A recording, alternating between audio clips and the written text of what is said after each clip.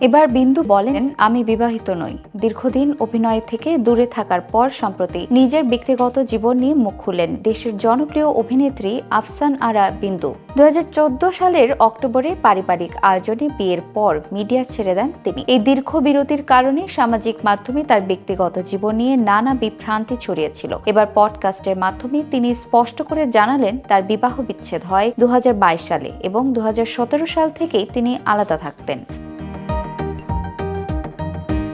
বিচ্ছেদের কারণ প্রকাশ না করার বিষয়ে বিন্দু বলেন, এটি অন্য একজনের সঙ্গে সম্পর্কিত এবং সম্মানের জায়গা থেকেই তিনি বিষয়টি ব্যক্ত করতে চান না। তিনি আরও জানালেন, সংসারের সময়টা খুব দীর্ঘ হয়নি, তবে মধ্যবর্তী সময়ে দীর্ঘ বিচ্ছেদের সময় পার করতে হয়েছে। তার বক্তব্য, সামাজিক মাধ্যমে ইতিবাচক প্রতিক্রিয়ার সৃষ্টি হয়েছে।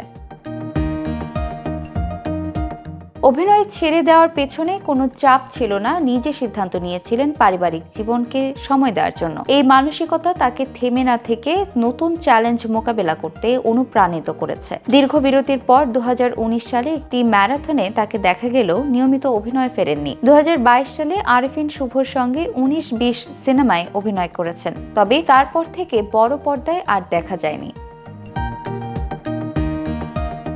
বিন্দুর অভিনয় যাত্রা 2006 সালে লাক্স চ্যানেল আই সুপারস্টার প্রতিযোগিতায় প্রথম রানার আপ হয়ে শুরু হয়। এরপর অসংখ্য নাটক ও সিনেমায় কাজ করেছেন। বড় পর্দায় তার যাত্রা শুরু হয় দারুচিনি দ্বীপ সিনেমার মাধ্যমে। সৌন্দর্য এবং অভিনয় দক্ষতার কারণে তিনি কোটি দর্শকের হৃদয় জয় করেছিলেন। বিয়ের পর দীর্ঘ বিরতি নেওয়া সত্ত্বেও বিন্দুর জনপ্রিয়তা ও সম্মান অক্ষুণ্ণ আছে।